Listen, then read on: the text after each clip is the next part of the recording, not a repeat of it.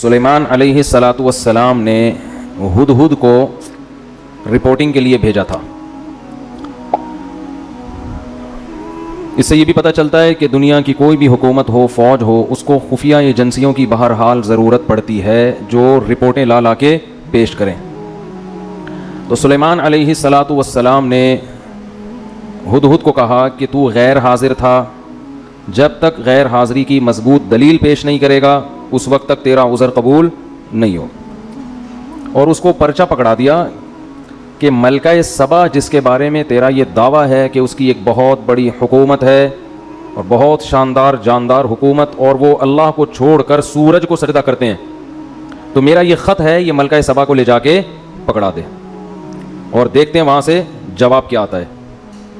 اسی سے اندازہ ہو جائے گا کہ یہ واقعی سچ کہہ رہا ہے یا جھوٹ. ہدہد نے لے جا کے وہ ملکہ سبا کو پکڑا دیا. پہلے زمانے میں پرندوں کے ذریعے خط و کتابت ہوتی تھی، اس کے لیے پرندے استعمال ہوتے تھے. پرندوں کو سدھایا جا سکتا ہے، بعض پرندوں کو، ہر ایک پرندے کو نہیں.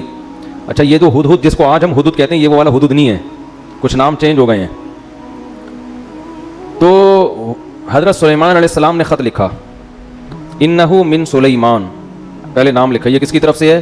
سلیمان کی طرف سے. وَإِنَّهُ بسم اللہ الرحمن الرحیم، اور اس کا مضمون یہ ہے، اللہ کے نام سے شروع کرتا ہوں جو بڑا مہربان اور نہایت رحم کرنے والا ہے. بڑی جان ہے اس کلمے میں. آج لوگ تحریر سے پہلے بسم اللہ نہیں لکھتے، یا تو 786 لکھ دیتے ہیں یا لکھتے ہی نہیں کہ کہیں پیپر گر گیا تو بید بھی نہ ہو جائے. یہ وہمی ہونے کی علامت ہوتی ہے. اتنا زیادہ ادب تمیز کہ آپ کوئی کام ہی چھوڑ دیں، پھر تو کہیں بھی نہیں لکھنا چاہیے، پھر تو قرآن میں بھی نہیں لکھنا چاہیے. کئی بعض دفعہ قرآن انسان کے ہاتھ سے غلطی سے گر جاتا ہے، اللہ تعالیٰ حفاظت میں رکھے. تو اتنا زیادہ نہیں مسلط کرنا چاہیے اپنے آپ کو، اپنے اوپر ان چیزوں کو. ادب ایک حد تک ہو تو ٹھیک ہے، اس سے آگے بڑھے گا تو ٹینشن کے علاوہ کچھ بھی حاصل نہیں ہوگا. آج کسی نے بتایا کہ میں واش روم میں جب پیشاب کر کے فارغ ہوتا ہوں کمبورڈ میں تو چھینٹیں پڑتی ہیں، تو اس میں پوری ڈیٹیل پیش کی تھی. پانی زیادہ ہو تو پیشاب کی مقدار کم ہو تو پھر چھینٹوں کا کیا حکم ہے، پانی کم ہو پیشاب زیادہ ہو پھر چھینٹوں کا کیا حکم ہے، چھینٹوں کی تعداد اتنی ہو تو کیا ہے، پوری رپورٹیں. میں نے بولا بھائی تو استنجا کر کے پتلی گلی سے نکل جائے گا، تھوڑا احتیاط کرو کہ چھینٹیں نہ پڑیں، باقی اتنا رپورٹ پیش کرنے کی ضرورت نہیں ہے. پتلی گلیاں کیوں بنائی جاتی ہیں بھائی؟ اس لیے تو بنائی جاتی ہیں، اگلے نے بھی انتظار کر رہا ہے، وہ باہر کھڑا ہوا، اس کی چھینٹوں کا، اس کا تو سب کچھ حساب کتاب جو ہے نا وہ اس کی پینٹ میں ہو جائے گا تمہاری چھینٹوں کے چکر میں. تو مسلط کر لیتے ہیں اپنے اوپر. تو بعض لوگ ادب تمیز کو مسلط کر لیتے ہیں بہت زیادہ. اب دیکھو اگلی صف میں لوگ قرآن پڑھتے ہیں، مسجد میں پچھلی صف میں قرآن ہی نہیں پڑھتے بیٹھ کے، اس لیے کہ وہ کہتے ہیں اگلے والے کی پیٹھ ہو رہی ہے. کچھ نہیں ہوتا بھائی، اگر ہو رہی ہے تو اب یہ تھوڑی کہ وضو خانے تک کوئی قرآن ہی نہیں پڑھ سکتا بیٹھ کے. تو یہ تو مجبوری ہے، جب صفوں میں بیٹھیں گے تو پشت سے بچنا ممکن نہیں ہے، تو کوئی مسئلہ نہیں ہے. اگلی صف میں بھی لوگ قرآن لے کے بیٹھ جائیں، پچھلی صف میں بھی بیٹھ جائیں لوگ لے کے، اس بہانے تلاوت تو کریں گے نا. ہاں، جان کر بے ادبی کرنا یا وہ طریقہ اختیار کرنا جس میں واضح توہین ہو، یہ جائز نہیں ہے. تو ہمارے ہاں عربوں میں ایسا ہوتا ہے کہ پچھلی صفوں میں بھی لوگ قرآن پڑھتے ہیں، ادھر انڈیا پاکستان میں ہوتا ہی نہیں ہے، قرآن کی تلاوت ہی نہیں ہوتی مسجدوں میں اس چکر میں. اچھا، تو حضرت سلیمان علیہ السلام نے خط لکھا، بسم اللہ الرحمن الرحیم، اللہ کے نام سے جو بڑا مہربان اور نہایت رحم کر. کیا جان پیدا ہو جاتی ہے اس سے آپ کی تحریر میں. اور آگے مضمون دیکھو، اللہ تعالو علیہ، بات یہ ہے سرکشی مت کرو، وَأَتُونِي مسلمین، فرما بردار بن کے چلی آؤ، بس دیٹس آل. آگے اپنے سائن یا اسٹیمپ جو بھی ہوگی، اتنی سی بات. ٹھیک ہے نا. میں نے اس دن بیان کیا تھا نا کہ زیادہ بولنا کس کی علامت ہے؟ فالٹ کی. تو سلیمان علیہ السلام نے ٹو دا پوائنٹ بات کی ہے. اب سوال پیدا ہوتا ہے بھائی یہ کیا دھمکی ہو گئی یار، بیٹھے بیٹھے کسی کو بھی دھمکی لگا دو. ان کی پوری گورنمنٹ ہے، پوری ریاست ہے، پورا ایک کنٹری چلا رہے ہیں، اور آپ ان سے کہہ رہے ہو کہ انسان کے بچے بن کے چلے آؤ، چھوڑ دو گورنمنٹ، اپنی حکومت چھوڑ دو. اصل میں سلیمان علیہ السلام نے بسم اللہ الرحمن الرحیم کے لفظ میں میسج دے دیا تھا کہ زمین پہ حکومت کا جو اصل حق ہے وہ اللہ کو ہے، اور نظام کس کا چلے گا؟ اللہ کا. اس کے علاوہ کسی کو زمین پر حکومت کا حق حاصل نہیں ہے. ہاں، طاقت کے بلبوتے پر کوئی غلبہ حاصل کر لے تو سامنے والے میں اگر طاقت نہیں ہے تو صبر کرے. لیکن سلیمان علیہ السلام میں پاور تھی، تو ان کے ہاں سے طاقت کے زور سے اسلام پھیلا ہے. تو کفر کس زور سے پھیلا ہے؟ کیا وہ جلیبیاں کھلا کے پھیلا ہے، لڈو کھلا کے پھیلا ہے؟ دنیا میں جتنی حکومتیں بنی ہیں طاقت کے زور سے ہی بنی ہیں. ہندوستان میں مہاراجے آئے، انہوں نے لڑ کے علاقوں پہ قبضے کیے. امریکہ دریافت ہوا تو لڑائیاں ہوئی ہیں، کالوں کو مارا ہے. آسٹریلیا میں تو کالوں کو، لاکھوں کالوں کو ایسے مارا ہے بندوقوں سے جیسے ہم ہرن کا شکار کرتے ہیں، اس طرح سے مارا ہے. دنیا میں کہیں بھی کوئی گورنمنٹ پاور کے بغیر نہیں بنی ہے. اس کے بعد پھر وہ جمہوری نظام آیا گورنمنٹ بننے کے بعد کہ اب ملک کے حاکم کی سلیکشن کیسے ہوگی. تو اسلام نے کیا حکم دیا، اور اسلام تو طاقت کے زور سے پھیلا ہی نہیں ہے. ایک شخص آپ دنیا میں ایسا نہیں دکھا سکتے جس کو تلوار رکھ کے مسلمان کیا گیا ہو. ایک شخص نہیں دکھا سکتے آپ ایسا. تو سلیمان علیہ السلام نے کے پاس چونکہ پاور تھی نا, جب آپ کے پاس پاور ہوتی ہے تو آپ زیادہ لمبی چوڑی باتیں نہیں کرتے. طاقت جب ہوتی ہے نا, دیکھو ایک باڈی بلڈر نے اپنا واقعہ سنا ہے, بہت ڈولے شولے بنے ہوئے بڑے لمبے چوڑے, تو ان کا کسی سے پھڈا ہو گیا نا, جس سے پھڈا ہوا اس نے اس باڈی بلڈر کو دیکھا نہیں تھا, بس ویسے ہی لڑنے چلا گیا, گھر ہے تو نے میرے بھائی کو چھڑا ہے, تیری ایسی کی تیسی, جا کے دروازہ نوک کیا. اب یہ بلڈر مجھے خود اپنا واقعہ سنا رہا ہے, بلڈر کا دروازہ نوک کیا اس نے, تھا باریک سا دبلا پتلا جو نوک کرنے والا ہے. تو بلڈر جب کہتا ہے, مجھے کہتا ہے جب میں گھر سے باہر نکلا نا تو مجھے دیکھ کے نا وہ ایسے غصے میں غضبناک آگ بگولا ہو رہا ہے, مجھے ڈر یہ لگ رہا تھا کہ جتنا اس کو غصہ آ رہا ہے اس کی صحت اتنا غصہ افورڈ نہیں کر سکتی. یہ تو میرے الفاظ ہیں, یہ انہوں نے تو کچھ اور کہا تھا, یعنی اس کی تعبیر میں کر رہا ہوں اپنے الفاظ میں, کہ اس کی جو صحت ہے یہ اتنا غصہ افورڈ نہیں کر سکتی. تو کہہ رہے وہ ایسے یوں چل رہا تھا تو مجھے ہنسی آ گئی, مجھے لگا کہ یہ تو یہیں کہیں پگھل نہ جائے بھائی غصے سے. تو کہہ رہے مجھے ہنسی آ گئی, میں نے کہا یار جا, وہ چلا گیا بڑے آرام سے. وہ کیا ہوا, تو پاور ہے نا, تو زیادہ لمبی چوڑی باتوں کی بولو ضرورت نہیں ہے, ٹو دا پوائنٹ بات سے ہی مسئلہ حل ہو جاتا ہے. اسی طرح یاد رکھو جب کسی باطل سے بحث ہوتی ہے تو باطل سے بحث میں بھی لمبی چوڑی باتوں کی ضرورت نہیں ہوتی, اور باطل کی عادت ہوتی ہے باتوں کو طول دیتا ہے. میری کچھ دن پہلے بحث ہوئی تھی نا تقلید کے موضوع پر, میں نے پوچھا تقلید کسے کہتے ہیں, انہوں نے کہا بغیر دلیل کسی کو ماننا اور یہ حرام ہے. تو میں ایک بات پہ اڑ گیا تھا کہ صحابہ نے بھی تو, بہت سے تابعین نے تو صحابہ کی بات کو بلا دلیل فالو کیا, تو یہ کیا ہے. تو پوری بحث میں اس کا جواب نہیں آیا, تو کھینچتے رہو بحث کو, کھینچتے رہو. منکرین حدیث سے 2 4 کی طرح ہم باتیں پوچھتے ہیں کہ اگر حدیث حجت نہیں ہے تو یہ جو قرآن نے کہا ہے کہ نبی ڈیفائن کریں گے کہ قرآن میں کیا لکھا ہے, تو وہ نبی کا ڈیفائن کیا ہوا کہاں گیا؟ ہمیں تو یہ حدیثوں میں ہی ملتا ہے, اگر یہ غلط ہے تو پھر صحیح کہاں ہے؟ قیامت تک منکرین حدیث بغلے جھانکتا رہے گا, اس کا جواب نہیں دے گا, بات کو گھمائے گا وہ. تو باطل ہمیشہ بات کو کیا کرتا ہے, دائیں بائیں گھماتا ہے. قادیانی سے آپ پوچھ لیں کہ فرض کر لو نبی صلی اللہ علیہ وسلم آخری نبی نہیں ہے, نقل کفر نباشت, فرض کر لو, تو اس سے یہ کہاں ثابت ہوتا ہے کہ مرزا نبی ہے؟ حضرت عیسیٰ آخری نبی نہیں تھے, تو کیا ان کے بعد جو بھی نبوت کا دعویٰ کرے وہ نبی ہوگا؟ ایسا تھوڑی ہے. آپ کے ذمے یہ نہیں ہے کہ ختم نبوت کا مسئلہ, آپ کے ذمے مرزا کو نبی ثابت کرنا ہے. تو آؤ اس پہ بات کرتے ہیں کہ مرزا شریف آدمی بھی تھا یا نہیں تھا. آپ شرافت ثابت کر دو, نبی ہم خود ہی مان لیں گے.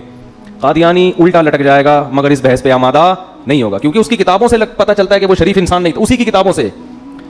سمجھتے نہیں ہو میرا خیال ہے بات کو, پھر بھی نکل پڑتے ہو رات کو. تو بحثوں کو الجھانے کی کوشش کی جاتی ہے. تو اللہ تعالیٰ نے, وہ کیا تھا مسئلہ یار, تو سلیمان علیہ السلام چونکہ پاورفل تھے نا, تو یہ نہیں کہ پورا لمبا 6 صفوں کا لیٹر لکھ رہے ہیں. ایکچولی بات اصل میں یہ ہے کہ دیکھیے میں اللہ کا سچی مچی کا نبی ہوں, اور یہ ہے کہ وہ لمبی, بھائی حاکم سے بات ہو رہی ہے, حاکم کی آنکھوں میں آنکھیں ڈال کے بات کرو گے تو بات سمجھ میں آئے گی.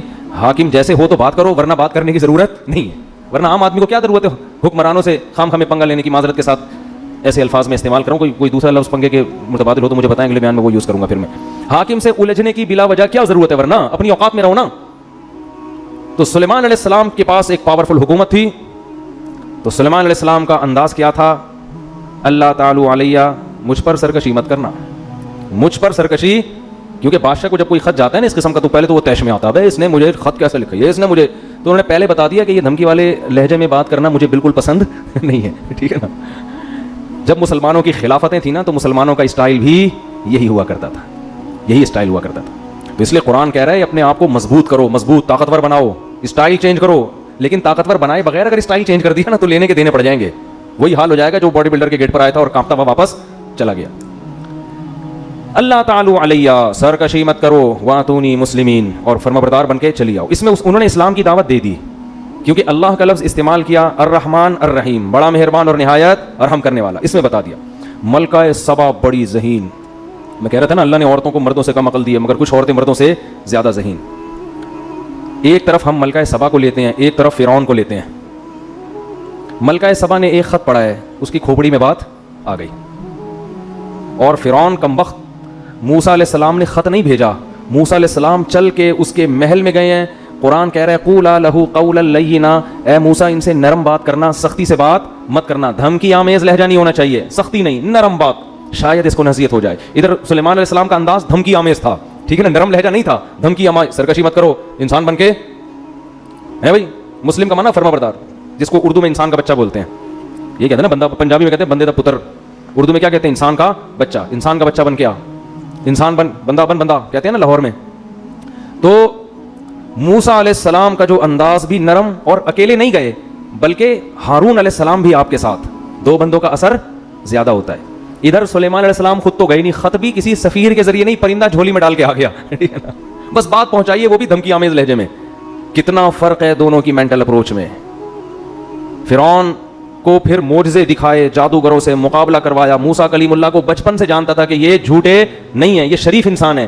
کتنا کچھ کرنے کے بعد بھی ہزاروں معجزے دکھا دیے کم بخت, پھر بھی سمندر میں راستہ بنتے ہوئے دیکھ لیا کہ بنی اسرائیل اس راستے سے گزر رہے ہیں, یہ معجزہ ہے, یہ تو اللہ ان کی مدد کر رہا ہے. اور پھر بھی اس کی آنکھوں پہ پٹی کہ خود بھی اسی راستے میں گھس رہا ہے. اسے یہ نہیں پتا کہ بھائی یہ تیرے سامنے ان کے لیے بنا ہے, تیرے لیے تھوڑی بنائی ہے. کیا اللہ نے ذہانت دی ملکہ سبا کو, تو ملکہ سبا کی ذہانت دیکھیں نا, تو فوراً تسلیم ہو گئی. کیونکہ بعض دفعہ خط بھیجنے والا نقل کفر نباشت 2 نمبر بھی تو ہو سکتا ہے نا.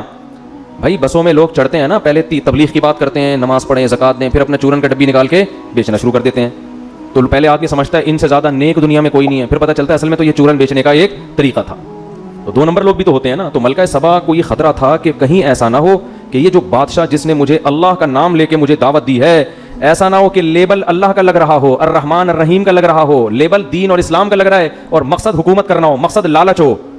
یہ اور زیادہ ذہین ہونے کی علامت. اگر فوراً رسپانس کرتی اچھا میں آ رہی ہوں, خود اس سے کہتی تم چلو میں پیچھے پیچھے آ رہی ہوں, بس تسلیم, یہ بھی بیوقوف ہونے کی علامت. بھائی پہلے تحقیق تو کرو یہ بندہ ٹھیک بھی ہے کہ نہیں ہے. اب ملکہ سبا میں ایک اور ذہانت. ملکہ سبا کی جگہ ہماری کوئی ملکہ ہوتی تو کیا کہتی, استخارہ نکالیں گے ہم بیٹھ کے. کیا کریں گے ہم, استخارہ نکالیں گے. آج بھی ایک صاحب آئے مجھ سے استخارہ نکلوانے کے لیے, تو استخارہ نکالیں گے, یوں آ گیا تو جائیں گے, یوں نہیں آیا تو نہیں جائیں گے. ملکہ سبا جانتی تھی بھائی کھوپڑی میں جو اللہ لوگوں کے دماغوں میں ڈالتا ہے وہ استخاروں میں نہیں نکلتا. استخارہ تو ایک دعا ہے. ملکہ سبا نے سارے اپنے مسٹنڈوں کو جمع, مسٹنڈے تو نہیں کہنا چاہیے, جو بھی درباری تھے نا وہ تھے تو مسٹنڈے, سارے بڑے بڑے جو فوج کے آفیسرز تھے, اس کے لیفٹیننٹ کرنل, جنرل, سارے جو بھی اس زمانے میں بہت مضبوط پاورفل گورنمنٹ تھی. قرآن کہتا ہے وہ اوتیت من کل شیء, ہر چیز اللہ نے اس کو دی تھی, چھوٹی موٹی حکومت نہیں تھی, بہت پاورفل تھی. تو اس نے اپنے سارے جرنیلوں کو جمع کیا, آرمی کا اجلاس طلب کیا, آ جاؤ بھائی, اور کہنے لگی یا ایھا الملا, اے میرے ملا کہتے ہیں جو اپر لیول کے لوگ ہوتے ہیں نا, جو گورنمنٹ میں بہت اونچی اونچی پوسٹوں پر ہوتے ہیں, ان سے ان کو بٹھا کے کہنے لگی انی القی الی کتاب کریم, میرے پاس ایک لیٹر آیا ہے خاندانی. مضمون سے اندازہ لگا لیا کہ بھیجنے والا بھی کیا ہے, چھوٹا موٹا آدمی. اگر چھوٹا موٹا ہوتا نا تو 6 صفحوں کا خط لکھا ہوتا اس نے, ایکچولی زیادہ ہوتا اس میں, اوں زیادہ ہوتا, ٹھیک ہے نا, اور پھر پھول بنائے ہوئے ہوتے, 2 گلاب کے پھول بھی خط کے اندر ڈالے ہوئے ہوتے. تو کیسے اس نے, ذہین کتنی تھی اندازہ لگاؤ. انی القی الی کتاب کریم, کریم کہتے ہیں عزت دار, میرے پاس ایک خط آیا ہے, خط سے لگ رہا ہے کہ یہ معمولی خط نہیں ہے, مختصر, ٹو دا پوائنٹ, اور دھمکی بھی اور دعوت بھی. یہ خط تو اس قابل نہیں ہے کہ اس کو پھاڑ کے پھینک دیا جائے, اس پہ ایک اجلاس ہونا چاہیے, اس پہ ایک اجلاس ہونا چاہیے. اور اس پھر کہنے لگی خط یہ ہے, بڑا وہ ترجمہ ہوتا ہوگا اس زمانے میں, ٹرانسلیشن کا انتظام ہوتا ہوگا, اگر زبان الگ الگ ہے تو قرآن تو واقعے کو شارٹ کر کے سناتا ہے نا. اور کہنے لگی انی القی الی کتاب کریم انہ من سلیمان و انہ بسم اللہ الرحمن الرحیم اللہ تعالی علی واتونی مسلمین. پورا خط پڑھ کے سنایا اور کہنے لگی یا ایھا الملأ افتونی فی امری, اے میرے ساتھ اٹھنے بیٹھنے والے لوگوں مجھے میرے معاملے میں مشورہ دو. یہ بھی ملکہ سبا کے خاندانی ہونے کی دلیل. مشورے سے فائدہ کیا ہوگا کہ اس کے تمام پہلو سامنے آ جائیں گے, پازیٹیو بھی, جو بھی ہم نے کرنا ہے ان میں ہر چیز کو ہم مشورے میں ڈسکس کریں گے اور اس کے ہر پہلو پہ غور کریں گے, پازیٹیو بھی اور نیگیٹو بھی. تو اس کے بعد ایک رائے قائم کرنا ہمارے لیے آسان. یہ اس کی دوسری دلیل ہے ملکہ سبا کے خاندانی ہونے کی. پھر کہنے لگی ما کنت قاطعۃ امرا حتی تشہدون, جب تک تمہاری رائے سامنے نہ آ جائے اس وقت تک میں کوئی یقینی فیصلہ نہیں کروں گی. یہ تیسری دلیل ہے کیا ہونے کی, قاطعۃ امرا کا مطلب میں اپنی رائے تو پیش کروں گی لیکن فیصلہ میں اس وقت کروں گی جب تمہاری رائے بھی سامنے آ جائے. تو ابھی جو میں رائے پیش کروں گی وہ میرا فیصلہ نہیں ہے, وہ رائے ہے, اور تمہاری رائے آنے کے بعد جو میں رائے دوں گی وہ رائے نہیں ہوگی بلکہ وہ آرڈر ہوگا. یہ اسٹائل مارکیٹ میں ملے گا آج کل آپ کو کہیں, ہے بھائی, یہ ہمیں بھی اسٹائل سکھایا جا رہا ہے, ٹھیک ہے نا, کہ ہم بھی اپنے فیصلے بولتے کیوں نہیں کریں. ہم سے قیامت تک کوئی فیصلہ ہوتا ہی نہیں ہے. آج قوت فیصلہ, ڈیسیجن پاور جسے کہتے ہیں نا, وہ مارکیٹ سے کیا ہو گئی ہے, شارٹ. ساری زندگی سوچتے رہتے ہیں کرنا ہے کہ نہیں کرنا ہے, کرنا ہے کہ نہیں کرنا ہے, کرنا ہے کہ نہیں, کوئی طریقہ ہی نہیں ہے نتیجے تک پہنچنے کا. قالوا نحن اولو قوت, وہ پاورفل لوگ تھے, سمجھدار لوگ تھے. انہوں نے بات کیا کی, انہوں نے کہا دیکھو بھائی نحن اولو قوت, ہم پاورفل لوگ ہیں, طاقتور لوگ ہیں, کمزور نہیں ہیں. کیا مطلب, اگر تو لڑائی کا آرڈر دے گی تو بزدلی نہیں دکھائیں. یہ کسی ملک کی آرمی کے خاندانی ہونے کی دلیل ہے کہ جب گورنمنٹ مشورہ لے رہی ہو فوج سے, کیا خیال ہے بھائی اس کنٹری پہ حملہ کرنے کا, تو فوج یہ نہیں کہ ابھی دیکھیں ایکچولی ابھی تو اتنے سارے مسائل چل رہے ہیں, کیا ابھی پھڈا ختم نہیں ہوا, دوسرا پھڈا شروع کر دیا آپ نے, ہیں یہ کوئی بات ہے, لڑائی پھڈے. اور خط بھی تو دیکھو نا, خود ہی کہہ رہی ہو خاندانی خط ہے, اوپر سے اس بندے سے لڑواؤ گی ہم کو. معیشت دیکھو کہاں جا رہی ہے, ڈالر دیکھو کہاں جا رہے ہیں, وہ بھی لڑائی کی بات. یہ فوج پہ یہ باتیں سوٹ بولو نہیں کرتی, فوج پہ یہ بات سوٹ کرتی, بھائی لڑائی کے لیے ہر وقت تیار ہے, آرڈر کرو, بس آرڈر آپ کا ہوگا. یہ بھی فوج کے کیا خاندانی ہونے کی دلیل. لیکن انہوں نے ایک فالٹ تھا اس میں, فالٹ یہ تھا کیونکہ وہ ملکہ سبا کی طرح ذہین نہیں تھے, فالٹ یہ تھا کہ آپ رائے وہ دیں جو آپ کی اپنی خدمات تو پیش کریں آپ, لیکن آپ سے مشورہ یہ نہیں لیا جا رہا کہ آپ لڑنے کے لیے تیار ہیں یا نہیں. مشورہ آپ سے یہ لیا جا رہا ہے کہ لڑنا مناسب ہے یا نہیں, کیا کریں. اس بارے میں انہوں نے کوئی مشورہ نہیں دیا. تو اس کا مطلب خاندانی تھے, مگر اتنے نہیں جتنی ملکہ سبا خاندانی تھی. ظاہر ہے یہ اس سے زیادہ خاندانی ہوتے, پھر یہ اس کے باپ بن کے بیٹھے ہوئے ہوتے نا وہاں پہ, ٹھیک ہے, اس کی تھوڑی سلیکشن ہوتی.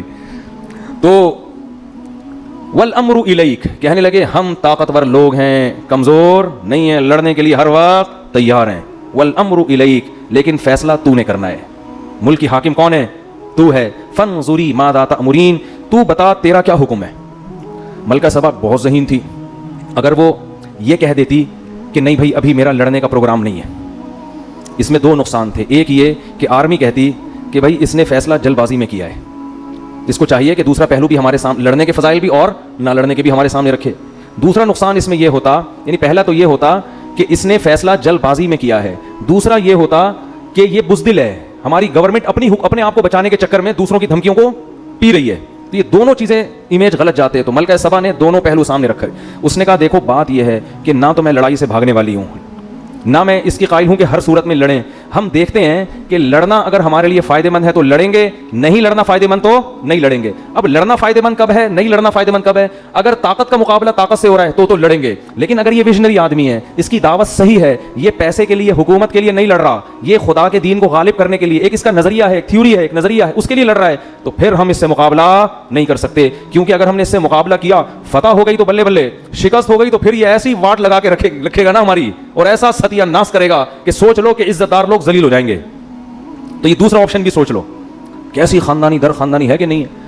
تو کیا کہنے لگی, ان الملوک اذا دخلوا قرية افسدوها, دیکھو تم نے تو بات کر دی ہم لڑنے کے لیے تیار ہیں, لیکن بادشاہ لوگ جب لڑتے ہیں تو شکست میں کے ساتھ فتح کا خطرہ بھی ہوتا ہے, اور اگر ان کو فتح ہو گئی افسدوها, ملک کا بیڑا غرق کر دیں گے. وجعلوا اعزة اهلها اذلة, اور بادشاہوں کی عادت ہے ملک فتح کرنے کے بعد عزت دار لوگوں کو ذلیل بنا دیتے. میں بھی باندی بن سکتی ہوں, لونڈی بن سکتی ہوں, تم بھی سارے کیا بن جاؤ گے, قیدی بنو گے, غلام بنو گے. وَكَذَلِكَ يَفْعَلُونَ, یہ بھی کریں گے ایسا. لہذا ہم یہ تحقیق کرتے ہیں کہ یہ اہل حق ہیں یا اہل باطل. تو اب آپ مجھے بتاؤ کہ جو آدمی خامخواہ میں دھمکیاں دے رہا ہو, اس کے پیچھے کوئی ویژن نہ ہو, تو اس سے اس کا دنیاوی مفاد کے علاوہ کوئی مقصد ہوگا ہے بھائی؟ خامخواہ میں ایک آدمی کسی کو تنگ کر رہا ہے, اس کا مطلب بھائی آپ اس کے وسائل پہ قبضہ کرنا چاہتے ہیں. ایک ملک جب دوسرے ملک پہ بھی لاوجہ حملہ کر رہا ہے, اس کا مطلب اس کے وسائل کس کے کنٹرول میں لانا چاہ رہا ہے, اپنے. اسلام کی لڑائی اس مقصد کے لیے نہیں ہوتی. تو اس نے یہ کہا انی مرسلۃ الیہم بہدیۃ فناظرۃ بما یرجع المرسلون, میں اس کے پاس ہدیے تحفے تحائف بھیجتی ہوں, بڑے خاندانی اور قیمتی قسم کے. گورنمنٹ کے پاس جو گفٹ ہوں گے وہ چھوٹے موٹے نہیں ہوں گے. اگر یہ شخص دنیا پرست ہے, اس کے دل میں حکومت کی لالچ ہے, یہ نذرانے دیکھ کرنا یہ اپنے ویژن اور نظریے سے پیچھے ہٹ جائے گا, اس کی دعوت میں لچک پیدا ہو جائے گی. پھر اگر دھمکی دی تو ہم لڑیں گے اس سے,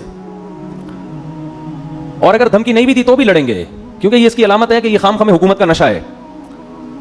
تو ملکہ سبا نے نا اس زمانے کے اربوں خربوں کے حساب سے ہیرے جواہرات جو بھی قیمتی بہت خاندانی قسم کے تحفے تھے قاصدین کو دیے, اور بولے جاؤ سلیمان کو دے کر آ جاؤ. حضرت سلیمان کے پاس جب وہ تحفے آئے ہیں, فلما جاء سلیمان, جب وہ تحفے سلیمان السلام کے پاس آئے, قال اتمدوننی بمال, انہوں نے فرمایا کہ چند ٹکے کے لوگ, تم لوگ میری پیسوں سے مدد کرنا چاہ رہے ہو, ہے بھائی میری دعوت کا تم نے یہ مطلب لیا ہے, چند ٹکے تو میں اپنی طرف سے لگا رہا ہوں, یعنی اتمدوننی بمال, تم پیسوں سے میری مدد کر رہے ہو, تم یہ سمجھ رہے ہو کہ اتنے ڈالر ہم تمہارے لیے مدد کے لیے بھیجیں گے تو تم چپ ہو جاؤ گے. اتمدوننی بمال, پیسوں کے ذریعے میرا مجھے چپ کرانا چاہ رہے ہو. فما آتانی اللہ خیر مما آتاکم, اللہ نے مجھے جو وسائل دیے نا وہ تم سے کروڑہ گنا زیادہ دیے. ارجع الیہم, پتلی گلی سے نکل, پتلی گلی سے واپس. قاصد کو کہہ رہے ہیں پلٹ جا واپس, اور ملکہ سبا کو جا کے بول کہ اب دوسرا خط نہیں آئے گا, ہدہد کے اور بہت سارے کام ہیں ہمارے پاس. ہدہد اس کام کے لیے فارغ نہیں بیٹھا ہوا کہ خط و کتابت ہی کرتا رہے.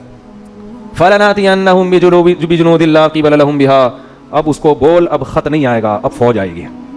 جیسے خادم حسین رضوی نے کہا تھا نا غوری آیا, وہ تو کچھ زیادہ ہو گئی تھی, لیکن قرضہ معاف کروانے کا ایک بہترین طریقہ تھا, بٹن دباؤ غوری آیا. خیر, فلناتینہم بجنود لا قبل لہم بہا. مجھے لڈن جعفری کے مرنے کا جتنا افسوس ہوا ہے نا, کیونکہ رمضان میں بڑے زبردست چیزیں آتی رہتی تھیں, مختلف چیزیں آتی رہتی تھیں, آدمی فریش ہوتا رہتا تھا ان کو دیکھ کر. انہوں نے کہا تھا کہ جو لوگ میرے خلاف میم بنا رہے ہیں کوئی بات نہیں, میرے ڈائلاگ دنیا میں چل رہے ہیں, تو میں سمجھا تعریفیں کر رہے ہیں میم بنانے والوں کی نا, خوش ہیں. آخر میں کہتے ہیں اصل میں ان کا اوپر کا اسکرو ڈھیلا ہے. تو حضرت سلیمان نے فرمایا فَلَنَأْتِيَنَّهُمْ بِجُنُودٍ لَا قِبَلَ لَهُمْ بِهَا, ملکہ سبا سے جا کے بولو, انہی کے قاصد کو کہہ رہے ہیں, حدود نہیں بھیج رہے, قاصد کو کہہ رہے ہیں کہ اب خط نہیں آئے گا, میں ایک ایسی فوج لے کر حملہ کروں گا کہ تم اس کے مقابلے میں ٹھہر نہیں سکتے. بھائی اس میں تو جنات بھی ہوں گے, اس میں تو انسان بھی ہوں گے. اور وَلَنُخْرِجَنَّهُمْ مِنْهَا أَذِلَّةً وَهُمْ صَاغِرُونَ, اور ہم ان کو ان کے ملک سے ذلیل کر کے نکالیں گے اور یہ سب عزت دار لوگ رسوا ہو جائیں گے. پھر ہم اتنے عزت سے نہیں, لڑائی ہوگی تو لڑائی کا انجام تمہیں پتہ ہے کیا ہوتا ہے. تو جب وہ دھمکی پہنچی ہے نا, ملکہ سبا نے دوبارہ مشورہ کیا, انہوں نے بولا بھائی یہ بندہ لالچی نہیں ہے, چلو مذاکرات کے لیے چلتے ہیں سلیمان کے پاس. بات کیا ہے بھائی, یہ نہیں کہ جنگ کے لیے چلتے ہیں, بلایا جا کے بات چیت کرتے ہیں, کیا مسئلہ ہے بھائی, ٹھیک ہے نا. تو قرآن کہہ رہا ہے کہ حضرت سلیمان کو اطلاع مل گئی کہ ملکہ سبا وہاں سے چل پڑی ہے. حضرت سلیمان علیہ السلام چاہتے تھے کہ ملکہ سبا کو ہم نے دعوت دینی ہے, لڑائی کے بغیر ہی کام بن جائے تو زیادہ اچھا ہے نا. اسلام حدیث میں آتا ہے کہ لا تتمنوا لقاء العدو, دشمن سے لڑائی کی تمنا کبھی بھی مت کرو. جنگ اسلام میں کوئی پسندیدہ کام نہیں ہے, کوشش کرو کام جنگ کے بغیر ہو جائے. فرمایا فَإِذَا لَقِيتُمْ فَاصْبِرُوا, ہاں اگر جنگ مسلط ہو جائے تو پھر صبر کرو. وَاعْلَمُوا أَنَّ الْجَنَّةَ تَحْتَ ظِلَالِ السُّيُوفِ, اور یقین کر لو جنت تلواروں کی چھاؤں میں رکھی اللہ نے. کیسی زبردست حدیث ہے. تو حضرت سلیمان بھی چاہتے تھے کہ خام میں جنگ نہ ہو. اگر بھائی آرام سے یہ مسلمان ہو جاتی ہے تو کیا ضرورت ہے ہمیں جنگ کرنے کی, اور یہ مسلمان ہوگی تو پوری قوم نیچے مسلمان ہو جائے گی. تو سلیمان علیہ السلام نے ارادہ کیا اس کو اپنے کچھ معجزے پہلے سے دکھائیں تاکہ وہ دیکھ کے یقین کر لے کہ یہ انسان کے بس میں نہیں ہے, ان کے ساتھ کون ہے, اللہ ہے, اور یہ اللہ کے سچے نبی ہیں. اس کے لیے سلیمان علیہ السلام نے ترکیب یہ سوچی کہ ہم ایسا کرتے ہیں کہ ملکہ سبا کا اتنا بڑا عالی شان تخت, ہیرے جواہرات اس میں جڑے ہوئے اور ٹنوں من اس کا وزن, وہ کسی جن کو ٹھیکہ دو پہلے ہی اٹھا کے لے آئے وہ. تو جب وہ یہاں آ کے دیکھے گی تو حیران ہو جائے گی نا. تو یہ کام تو انسان کے بس میں ہے نہیں. اس زمانے میں جہاز تھوڑی تھے, جو ہوائی جہاز ہیں یہ تھوڑی تھے اس زمانے میں, اور شپ کے ذریعے آنے میں تو کئی مہینے لگ جاتے تھے. اس لیے سلیمان علیہ السلام نے اپنے دربار میں کہا یا ایھا الملأ ایکم یاتینی بعرشھا قبل ان یاتونی مسلمین, ہاں بھائی تم میں کوئی ایسا بندہ ہے, کوئی ایسی مخلوق بیٹھی ہوئی ہے جو ملکہ سبا کے یہاں پہنچنے سے پہلے, اس کو بھی کئی مہینے لگیں گے یا 1 مہینہ یا 2 مہینہ لگے گا, تو اس کے یہاں پہنچنے سے پہلے کون اس کا تخت اٹھا کے لے آئے گا. قرآن کہتا ہے یہ ظاہر ہے انسان کے بچے کا کام نہیں ہے. قال عفریت من الجن انا آتیک بہ قبل ان تقوم من مقامک, ایک جن کھڑا ہوا. عام لوگ بڑے خوش ہوں گے, دیکھو جنات کے پاس ایسے اختیارات ہیں, وہ یہ بھی کر سکتے ہیں. جن کے پاس ایسے اختیارات ہوتے ہیں, لیکن آپ جن آپ کے اختیار میں ہوں ایسی کوئی رپورٹ ہمارے پاس نہیں ہے. جن تو بہت کچھ کر سکتا ہے مگر وہ آپ کے مشورے پہ کرے گا ایسا نہیں ہے. اگر کر رہا ہوتا نا تو آپ کی خستہ حالت. میں کہتا ہوں ان عاملوں سے جو کہتے ہیں کہ ہم سنگ دل محبوب کو قدموں میں لا سکتے ہیں, اس کو بولو پٹھان ہوٹل سے تو 2 پراٹھے لا کے دکھا دے جن کے ذریعے. سنگ دل محبوب کہاں سے لائے گا قدموں میں. تو جن تو طاقتور ہوتا ہے مگر وہ انسانوں کے کنٹرول میں نہیں ہوتا. تو وہ صرف سلیمان علیہ السلام کے کنٹرول میں تھے. تو جن نے کہا میں آپ اس کی بات کر رہے ہیں کہ وہ یہاں پہنچے گی پھر تخت آئے گا, ارے آپ کی مجلس برخاست ہونے سے پہلے تخت آپ کے سامنے. قرآن کہتا ہے قال الذی عنده علم من الکتاب, ایک بزرگ بیٹھے ہوئے تھے سلیمان علیہ السلام کی محفل میں. وہ پیغمبر نہیں تھے, امتی تھے, ان کے پاس کتاب یعنی زبور کا علم تھا. اس سے پتہ چلتا ہے بھائی اللہ کی کتاب کا علم بھی کتنی بڑی فضیلت ہے. اللہ فضیلت میں بیان کر رہا ہے جن کے پاس اللہ کی کتاب کا علم. اس لیے قرآن کو سمجھ کے سیکھو. قرآن کا علم ہونا یہ اللہ کی بہت بڑی نعمت ہے. تو وہ نیک تھے, تو انہوں نے کہا سلیمان علیہ السلام سے انا آتیک بہ قبل ان یرتد الیک طرفک, حضرت یہ جن کہہ رہا ہے کہ مجلس برخاست ہونے سے پہلے میں آپ کی پلک جھپکنے سے پہلے حاضر کروں گا. یہ کہا اور تخت سامنے حاضر. نہیں آ رہی بات سمجھ. یہ واقعہ اگر صرف فضائل اعمال میں لکھا ہوتا تو فضائل اعمال کے پہ جو کفر اور شرک کے فتوے لگے ہوئے ان فتووں میں ایک اور اضافہ ہو جاتا کہ دیکھو انسان کے بس میں تو یہ ہے نہیں, یہ تو شرک پھیلا رہے ہیں. تو یہ واقعہ قرآن میں لکھا ہے. اس سے پتہ چلتا ہے کہ اللہ تعالیٰ بعض مرتبہ کسی بزرگ کے ہاتھ پہ کوئی ایسا محیر العقول کام کر دیتے ہیں جو اسباب کی دنیا میں ممکن نہیں ہوتا. اس کو کرامت کہتے ہیں. یہی کام اگر نبی سے ہو تو اس کو معجزہ کہتے ہیں, بزرگوں سے ہو تو اس کو کیا کہا جاتا ہے, کرامت. اور یہ کچھ بھی ہو سکتا ہے. اس میں ہمارا عقیدہ یہ ہے کہ یہ ہاتھ بزرگ کا استعمال ہوتا ہے, کام بزرگ نہیں کر رہے ہوتے. اللہ نے بزرگوں کو ایسے اختیارات نہیں دیے, نہ پیغمبروں کو دیے نہ بزرگوں کو دیے ہیں. پیغمبر کا معجزہ بھی اللہ کی طرف سے ہوتا ہے, پیغمبر کا دخل نہیں ہوتا اس میں. مردوں کو حضرت عیسیٰ زندہ کرتے تھے تو حضرت عیسیٰ نہیں کرتے تھے بلکہ کون کرتا تھا, اللہ کرتے تھے. حضرت عیسیٰ تو صرف کہتے تھے.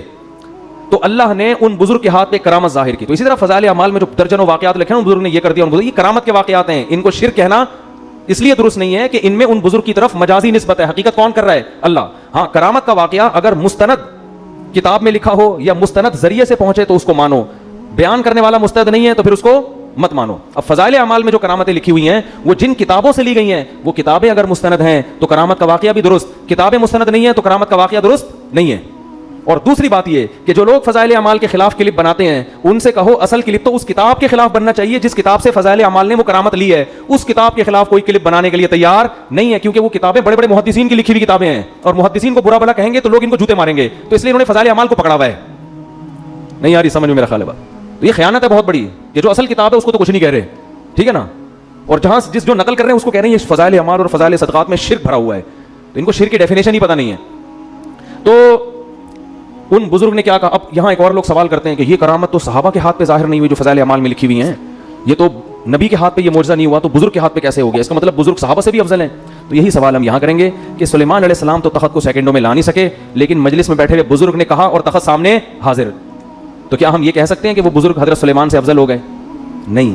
کرامت کے صدور سے کوئی شخص دوسرے سے افضل نہیں ہو جاتا. کرامت تو اللہ کی طرف سے ایک اکرام ہے بزرگ کا کہ دیکھو میں اس پہ خوش ہوں اور اس کے ہاتھ پہ میں کیسی چیزیں ظاہر کر دیتا ہوں. یہ اس کی علامت نہیں ہے کہ اس وقت دنیا میں سب سے افضل یہی ہے. اور یہ بھی ممکن ہے کہ ایک پیغمبر کے ہاتھ پہ وہ معجزہ ظاہر نہ ہو جو کسی امتی کے ہاتھ پہ کرامت ہو جائے, یہ بھی عین ممکن ہے. باقی افضلیت کا تعلق اعمال سے ہے, کرامتوں سے نہیں ہے.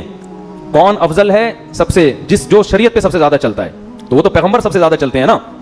اور علماء کہتے ہیں امتی کے ہاتھ پہ کرامت کا ظاہر ہونا یہ پیغمبر ہی کے فضیلت کی دلیل ہے, اس لیے کہ اس امتی کو یہ مقام اس پیغمبر کی امت کے امتی ہونے کی وجہ سے ملا ہے.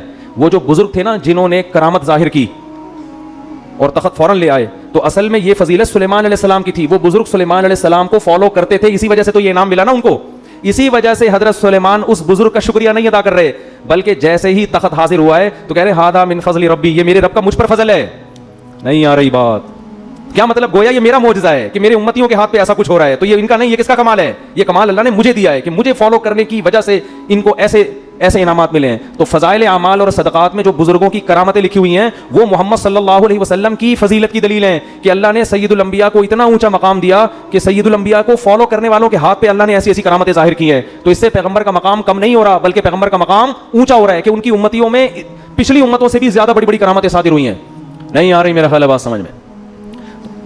تو سلیمان علیہ السلام نے کیا وہ ان بزرگ نے کہا کہ میں آپ کی پلک جھپکنے سے پہلے کیا لے آؤں گا؟ تخت سامنے. یہ کہا اور تخت سامنے, کیونکہ پلک تو جھپکنے میں سیکنڈ لگتے ہیں. اب جیسے ہی حضرت سلیمان نے دیکھا یہ تو تخت یہیں آ گیا فوراً, تو فرمانے لگے ھذا من فضل ربی, یہ میرے رب کا کیا ہے؟ فضل ہے, مجھ پر فضل ہے. لیبلونی ااشکر ام اکفر, اللہ مجھے آزمانا چاہتا ہے کہ میں اس کا شکر گزار بنتا ہوں یا ناشکرا. میں نے اس دن بیان میں کہا تھا نا کہ پیغمبر جب بھی کوئی نعمت دیکھتے ہیں تو شو نہیں مارتے, اتراتے نہیں ہیں اور بڑی بڑی باتیں نہیں کرتے, بلکہ کس کی طرف نسبت کرتے ہیں؟ اللہ کی طرف. شکر بھی ادا کرتے ہیں اور استحضار بھی کرتے ہیں کہ مجھے آزمایا جا رہا ہے, ایسا نہ ہو میں اس میں پڑھ کے اللہ کو بھول جاؤں. ہمارے ہاتھ پہ کوئی ایسی کرامت ظاہر ہو نا, کوئی انڈا ہی اٹھا کے ہم لے آئیں کہیں سے, پٹھان ہوٹل کا پراٹھا لے آئیں, چلو فرض کرو اٹھا کے لے آئیں اگر ہم, تو 6 مہینے شو مارنے میں لگیں گے کہ نہیں لگیں گے؟ دیکھا اس دن میں نے سنگ دل محبوب قدموں میں لایا تھا کہ نہیں لایا تھا؟ لایا تھا کہ نہیں لایا تھا؟ دیکھا اس دن میں نے خواب سنایا تھا, اگلے دن سچا نکلا کہ نہیں نکلا؟ 6 مہینے کس میں لگیں گے؟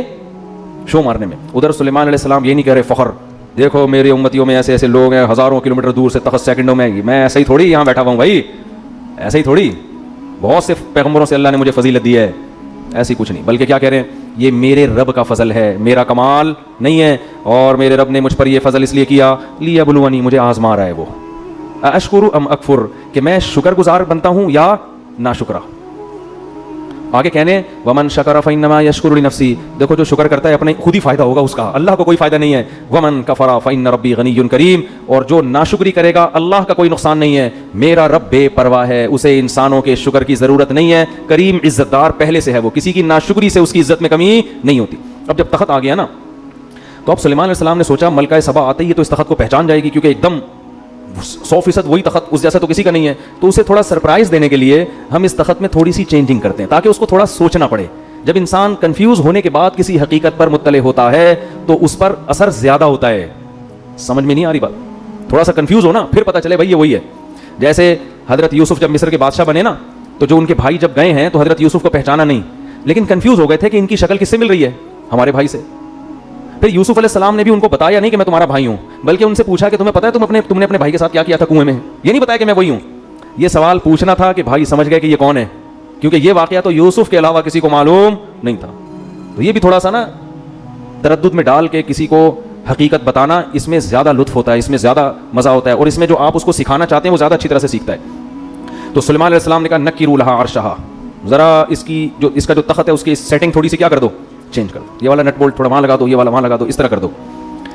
جب ملکہ سبا وہ مہینوں کا سفر کر کے پہنچی ہے تو سلیمان علیہ السلام نے ملکہ سبا سے کہا اچھا ہمارے ہاں کوئی متعصب قسم کے صوفی ہوتے تو کہتے حضرت آپ لیڈیز سے بات نہ کریں. یہ بھی ایک طبقہ ہے ہمارے ہاں جو تقوی میں اتنا آگے نکل جاتا ہے. ایک طرف تو ایسا لبرل طبقہ ہے جنہوں نے پردہ ہی ختم کر دیا کہ مرد اور لڑکیاں ساتھ بیٹھ کے گپے ماریں. میں جب بھی ٹیلی ویژن کے کسی پروگرام میں جاتا ہوں پہلے یہ ان کو آرڈر دیتا ہوں میرے ساتھ کسی لڑکی کو بٹھانے کی اجازت نہیں ہے. اس کی میں نے بہت سختی کی ہوئی ہے. یہ علماء کے وقار کے خلاف ہے کہ جوان لڑکیاں بن ٹھن کے آئی ہوئی ہیں مفتی صاحب سے انٹرویو لے رہی ہیں. تو آپ پردے کی تبلیغ کیسے کرو گے دنیا کے سامنے؟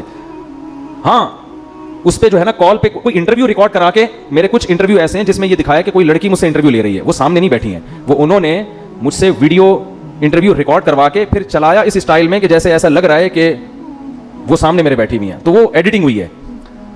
تو ایک طبقہ تو ہمارا یہ کہ جنہوں نے پردے کے حکام کی دھجیاں اڑا دی. ایک طبقہ اتنی صوفی پنے کی انتہا کو پہنچا ہوا ہے جہاں عورت سے بات کرنے کی ضرورت ہے وہاں بھی وہ بات کرنے کے لیے تیار نہیں ہے.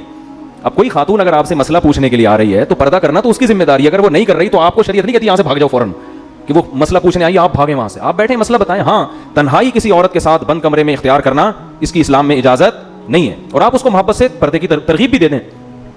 تو ہمارے یہاں کچھ جو اس طرح کے لوگ ہیں نا تو وہ سلیمان علیہ السلام پر اعتراض کہ آپ وہ پہلے سلیمان علیہ السلام کے پاس جا کے کہتے حضرت آپ کو لیڈیز سے بات کرنے کی اجازت نہیں ہے بالکل. تو لیکن پیغمبر تھے کون بولتا. تو سلیمان علیہ السلام نے جب دیکھا کہ ملکہ سبا آئی تو سب سے پہلے اس سے سوال پوچھا اہا کدا عرشک, یہ تخت آپ ذرا دیکھیں بتائیں کہ کیا آپ کا جو تخت ہے اسی ٹائپ کا ہے یا نہیں ہے. تو وہ بڑے حیران ہو گئی کہ یار بالکل اسی جیسا لگ رہا ہے لیکن 100% وہ ہے بھی نہیں. تو کہنے لگی قالت کأنہ ہو, ایسا لگ رہا ہے کہ یہ وہی ہے, یعنی وہ ہے تو نہیں لیکن ایسا لگ رہا ہے کہ گویا کہ یہ وہی ہے. پھر کہنے لگی کہ بڑا کمال آپ نے کیا کہ اسی جیسا تخت ہدہد کی رپورٹوں کے ذریعے اس نے کہیں لا کے نقشہ بتایا ہوگا اور آپ نے اسی جیسا تخت بنا لیا, کیونکہ اس کے تو وہم و گمان میں بھی نہیں کہ سیکنڈوں میں یہ تخت وہاں سے اڑ کے یہاں آ سکتا ہے. لہذا وہ کہہ رہی ہے کہ کمال ہے بھائی, اسی جیسا تخت آپ نے کیسے بنا لیا. وَأُوتِينَا الْعِلْمَ مِنْ قَبْلِهَا وَكُنَّا مُسْلِمِينَ, ہمیں پتا تھا کہ آپ کو اللہ نے جو ٹیکنالوجی دی ہے اور وسائل دیے ہیں اس کا ہمیں اندازہ تھا, لیکن ایسا اندازہ کہ ایسا خاندانی تخت بنا لوگے یہ کھوپڑی میں نہیں آتا, اور ہم پہلے سے مان چکے ہیں آپ کی صلاحیتوں کو, مسلمین مان چکے ہیں. یہ تو اس کے تصور میں ہی نہیں کہ یہ وہی ہے. قیل لها ادخل الصرح, حضرت سلیمان علیہ السلام نے فرمایا کہ اب اس محل میں آپ داخل ہو جاؤ. تو محل کا فرش حضرت سلیمان نے ایسا خاندانی بنایا تھا نا, ایسی ٹیکنالوجی استعمال ہوئی تھی کہ وہ فرش دیکھنے میں پانی لگتا تھا کہ پانی ہے جو جس میں لہریں بن رہی ہیں, اتنا شیشے کا چمکدار. تو وہ جو ہے نا اس نے کیا کیا فلما رأته حسبته لجة. اچھا اس سے یہ بھی پتہ چلتا ہے کہ اللہ نے اگر آپ کو وسائل دیے ہیں تو اچھا گھر بنانا, اچھا ڈیکوریٹ کرنا گھر کو, لائف اسٹائل کو ذرا لگژری بنا لینا, یہ شریعت کے خلاف نہیں ہے. کوئی صوفی وہاں پر ہوتا نالائق ٹائپ کا صوفی, وہ پہلے تو حضرت سلمان کے ملکہ سبا کی سے بات چیت پر اس کو اعتراض ہوتا, ایک آپ نامحرم سے بات کیوں کر رہے ہیں آپ, ٹھیک ہے نا. دوسرا اعتراض اس کو یہ ہوتا کہ یہ کیا ہے بھائی, یہ کیا ہے تخت مخت, آپ نے بھی تخت بنایا ہوا, آپ کا اتنا عالی شان تاج ہے, اور یہ آپ نے اتنے خوبصورت فرش بنائے ہوئے ہیں, ٹائلیں لگائی ہوئی ہیں فرش کے اوپر, اور ایسا خاندانی فرش کے دیکھنے میں کیا لگ رہا ہے, پانی لگ رہا ہے. اس زمانے میں ایسا شیشہ بنا لینا کہ پانی لگے, وہ تالاب لگے, یہ کیا بھائی. آپ کو تو ایک جھونپڑے میں رہنا چاہیے, پرانے سے وہ سیدھا کپڑا پہن کے اللہ اللہ کرنا چاہیے, یہ کیا بھائی. جب اللہ نے وسائل دیے ہیں تو یہ بھی بولو ٹھیک, اور جب نیت اچھی ہو تو اور زیادہ ٹھیک. نیت کیا ہے بھائی, دنیا پہ جو روب اور دبدبا پڑے گا وہ جھونپڑے دیکھ کے نہیں پڑے گا, وہ اسی دنیا کا اسٹائل یہی ہے. لینڈ کروزر میں کسی کے یہاں رشتہ لینے جاؤ فوراً ملے گا, گدھے پہ بیٹھ کے جاؤ گے کیا خیال ہے, ملے گا. تو جب رشتہ نہیں ملتا بھائی گدھے پہ بیٹھ کے جانے میں, تو کوئی حکومت آپ سے کیسے تسلیم ہو جائے گی آپ کے سامنے, وہ لے کے میدان میں جا رہے ہیں لڑنے کے لیے. تو اسی وجہ سے ہمارے نبی نے بھی اس کا بڑا اہتمام کیا ہے. جب کوئی وفد ہمارے نبی سے ملنے آتا تو آپ اپنے لباس کو چینج کرتے, اچھا لباس پہنتے, اپنے بالوں میں کنگھی کرتے, اور پھر جو دوسرے ملکوں میں آپ سفیر بھیجتے نا مذاکرات کے لیے, ان کی پرسنالٹی بڑی زبردست تھی. جتنے سفیر نبی صلی اللہ علیہ وسلم نے دوسرے ملکوں کے لیے بھیجے ہیں ان میں مفسرین کہتے ہیں دو چیزیں قدر مشترک تھیں. ایک ان کی پرسنالٹی, خوبصورت بہت تھے, قداور تھے. دوسرا بلاغت بہت تھی, بات کرنا جانتے تھے, آواز اچھی تھی, بات بہت اچھی, کیونکہ اس سے بڑا اچھا میسج جاتا ہے. اب کسی ایسے آدمی کو بھیج دیا جو ہکلا رہا ہے وہاں جا کے ہے بھائی, یا اس کی پرسنالٹی نہیں ہے, تو اس سے امیج اچھا نہیں پڑتا. یہ جو تھے رضی اللہ عنہ, یہ بھی سفیر تھے دوسرے ملکوں میں, یہ اتنی پرسنالٹی, اتنے خوبصورت تھے کہ حضرت عمر نے اپنے دور خلافت میں ان پر مدینہ آنے پر پابندی لگا دی, اور کہا اگر مدینہ آئیں تو چہرہ ڈھانپ کے آئیں, کیونکہ بہت سی عورتوں کو ان کو دیکھ کے فتنہ ہونے لگا تھا. یعنی مدینہ آتے نا تو جن عورت کی ان پہ نظر پڑتی اس کے بارے میں خطرہ ہوتا کہ یہ کوئی ان پہ فریفتہ نہ ہو جائے, عاشق نہ ہو جائے. ایسی خوبصورت پرسنالٹی نبی نے روم اور کسرا کے بادشاہوں کے لیے رکھی ہوئی تھی, ان کے پاس بھیجتے تھے. تو جب محل میں داخل ہوتے ہوں گے اور نبی کا پیغام پہنچاتے ہوں گے تو وہ غور سے سنتا ہوگا کہ نہیں سنتا ہوگا. تو دنیا اسباب کا ہے نا. ہاں دوسری طرف حضرت بلال بھی ہیں. حضرت بلال کو آپ صلی اللہ علیہ وسلم نے سفیر نہیں بنایا, لیکن مؤذن بنایا, ان کو بتایا کہ تمہاری قدموں کی آہٹ کہاں سنتا ہوں میں, جنت میں. تو شکل کی وجہ سے آخرت میں کوئی وہ نہیں ہوگا, لیکن دنیا کا اصول یہ ہے کہ دنیا میں یہ چیزیں ویلیو رکھتی ہیں, اور نبی نے بھی ان چیزوں کا خیال کیا. دیکھو ہمارے یہاں آرمی میں اصول کیا ہے کہ ISSB کلیئر کرنے میں بندے کی پرسنالٹی بھی دیکھی جاتی ہے. یہ انگریز کا بنایا ہوا قانون ہے جو بڑا ٹھیک قانون ہے کہ بھائی جو آفیسر ہوگا نا اس کا کم از کم اتنا قد ہونا چاہیے. وجہ کیا ہے کہ آفیسر کی پرسنالٹی نہیں ہے, پرسنالٹی اس کے ماتحت کی ہے, تو ماتحت بولے گا میرے سے تو 3 فٹ, تو میرا فوجی آفیسر تو 3 فٹ کا تو آفیسر ہے میرا, میں اس کو ایک ٹھٹا ماروں 6 کلابازی کھا کے مانگے رہے گا, وہ اطاعت نہیں کرے گا. اطاعت انسان ہمیشہ کس کی کرتا ہے, جو آپ سے برتر ہو. یہ انسان کی نیچر ہے. تبھی تو عورت کو حکم دیا ہے کہ اس کا نکاح اس سے برتر میں ہونا چاہیے, اس سے کمتر میں. یہ اسلام کا حکم ہے کہ عورت کا نکاح اس کے پیرالل یا اس سے افضل میں ہو, اس سے کمتر میں نہ ہو, کیونکہ شوہر سر کا تاج ہے. وہ عورت اس کو اس کی اطاعت کرے گی. اگر عورت یہ کہے گی کہ یہ تو مجھ سے بھی کمتر ہے, تو وہ اس کو اپنا سر کا تاج نہیں بنائے. اگر PhD لڑکی کی شادی دوسری کلاس میں بھاگے ویسے کر دیں گے, میٹرک میں بھاگے ویسے کر دیں گے, تو وہ لڑکی ذہنی طور پر اس کو اپنا میاں بولو نا نہیں مانے گی. بے جوڑ کی شادی تبھی تو پھر طلاقیں ہو رہی ہیں.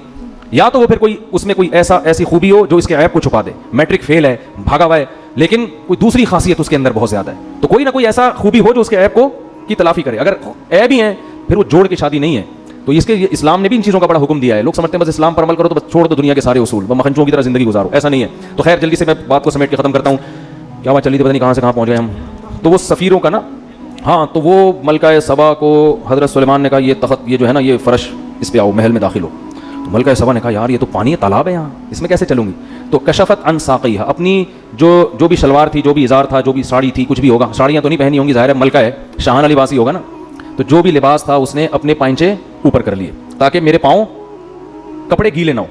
حضرت سلیمان قیل لها ادخل الصرح فلما رأته حسبته لجة وكشفت عن ساقيها قال انه صرح ممرد بالقوارير. تو حضرت سلیمان نے کہا یہ پانی نہیں ہے, یہ تالاب نہیں ہے, یہ شیشے کا بنا ہوا فرش, ڈیزائن ایسے کیا گیا ہے دیکھنے والا اس کو تالاب سمجھتا ہے. اب یہاں ملکہ سبا نے کہا بھائی یہ خدا کا پیغمبر ہے, ابھی اس نے مجھے تخت دکھا دیا وہاں سے یہاں, اور یہ ایسا فرش تو دنیا میں کسی کا باپ بھی نہیں بنا سکتا. اس نے یہ نہیں کہا مجھے پتا ہے, یہ دل میں سوچا ہوگا. لوگ پھر کہہ رہے ہیں یہ باپ کا لفظ کہاں ہے قرآن میں, دکھاؤ بھائی. تو ہمارا بھی تو کچھ اسٹائل ہے نا بات سمجھانے کا, ہم آج کے زمانے کے لحاظ سے سمجھائیں گے نا. تو ملکہ سبا نے کہا بھائی یہ تو ممکن واقعی اللہ کے سچے پیغمبر ہیں, ان کے پاس وسائل کی کمی نہیں ہے. تو فوراً کہنے لگی قال ربی انی ظلمت نفسی.